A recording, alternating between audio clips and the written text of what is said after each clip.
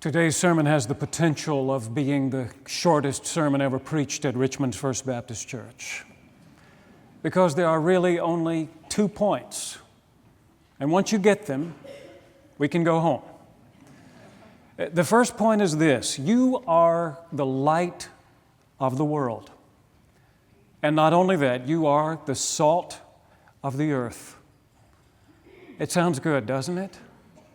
It sounds almost too good to be true. In fact, you may be having trouble believing it. So let me say it one more time. You are the light of the world. You are the salt of the earth. Got it? I'm not sure. Maybe it would help if someone else said it to you. So turn to your neighbor on the pew and just say it out loud. You are the salt of the earth. And turn to your other neighbor and say, you are the light of the world. You really are. You up there in the balcony, you way in the back there, you people back here in the choir, you are the salt of the earth, light of the world. They really are. And so are you, really, light of the world, salt of the earth. If you won't take it from me, if you won't take it from your neighbor on the pew, maybe you'll take it from Jesus himself, who said these words, not just to his 12 disciples, but to all those disciples who were following him, everybody who decided to be his. He said, you are the salt of the earth. And he didn't mean that someday, if we worked at it really hard, we would be the salt of the earth. He meant right then, right there, right here, right now, you are salt of the earth, the light of the world. Not if you keep all the commandments, not someday when the kingdom finally comes. Here, now, you are the light of the world. Believe it. Accept it. It's true.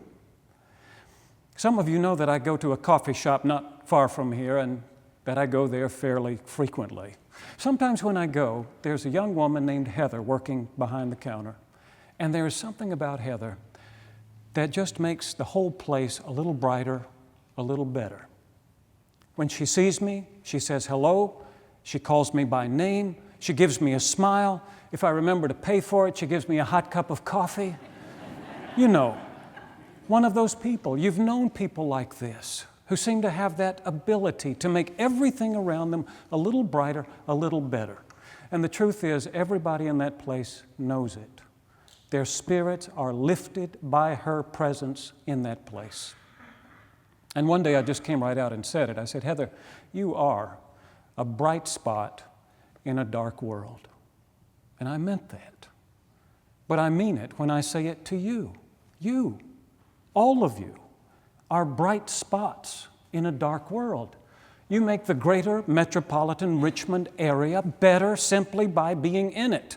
And one of the ways to be sure about that is to think how things would be if you weren't in this area.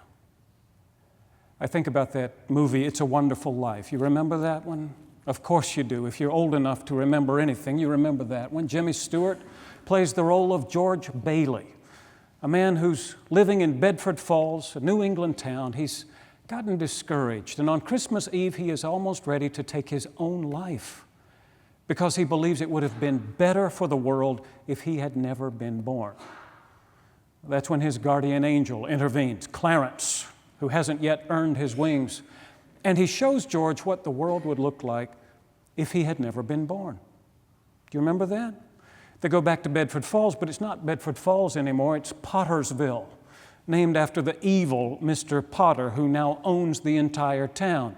He's built gambling casinos there and pool halls and nightclubs, and the whole town has this sordid air about it. Violet, the little girl who used to flirt with George Bailey when he was a boy, has grown up to be a dancer in one of these nightclubs and a pickpocket who is arrested.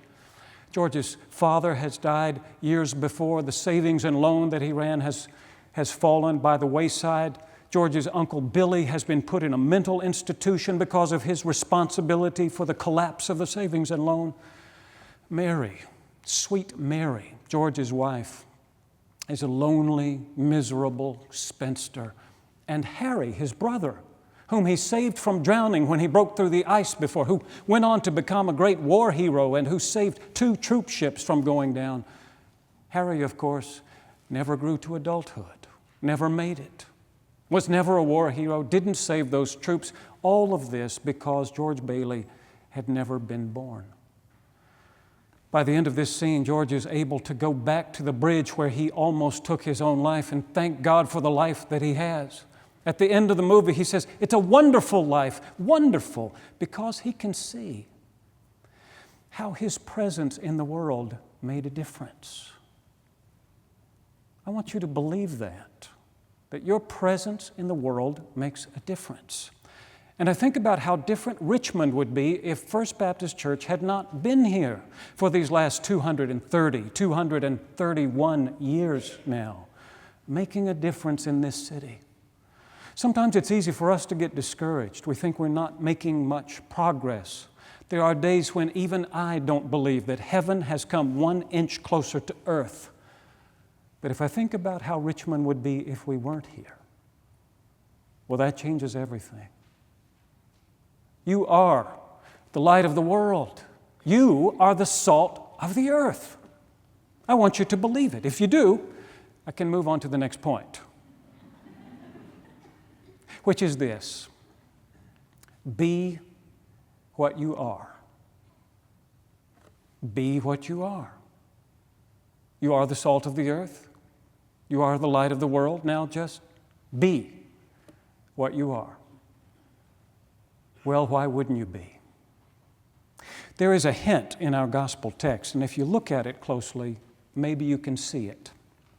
Jesus says, you are the salt of the earth, but if salt has lost its taste, how can its saltiness be restored? He says, you are the light of the world. Nobody, after lighting a lamp, puts it under a bushel basket, but on a lampstand. In those 2 phrases, he expresses the possibility that salt could be something other than it is, that light could be hidden under a basket. Why would anyone do such a thing? Take a look at the verses just before these in Matthew 5, verses 11 and 12. Jesus has been sharing these beatitudes with his hearers, these blessings. Blessed are the meek, the merciful, the poor in spirit, the pure in heart. But in verse 11, his audience shifts. And instead of saying, blessed are they, he says, blessed are you. Blessed are you when people revile you and persecute you and say all manner of evil things about you on account of me. Rejoice and be glad, for your reward is great in heaven, and that's just what they did to the prophets who preceded you. You, he says, and the next thing he says is, you are the salt of the earth. Speaking to the same audience, you are the light of the world. But if you have been reviled and persecuted, you might be tempted not to season the earth quite so much, not to shine in the world quite so brightly. You might be tempted. And any high school student can tell you this. If you go to high school after a long summer and you're sitting there in class on the first day back and the teacher says, tell us what you did this summer. If you say, oh, teacher, this was the most wonderful summer of my life. I went on a mission trip with my youth group. We helped poor children in the inner city.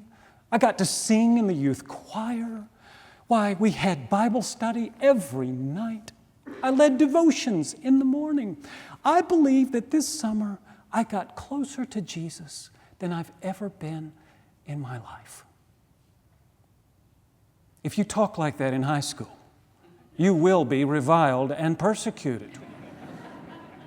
And when you go to the cafeteria at lunch and try to put your tray down at the cool table where you always sit, there won't be a place for you anymore. That's how it is. You might be tempted not to shine quite so brightly if those are the consequences. Maybe keep some of your zesty, salty flavoring to yourself if that's the way it's going to be. If you're going to be what you are, Jesus says, then you can't be afraid to be it. Even if you are reviled and persecuted, rejoice and be glad. Your reward is great in heaven. They did just the same thing to my prophets who preceded you. Count yourself fortunate to be in their number.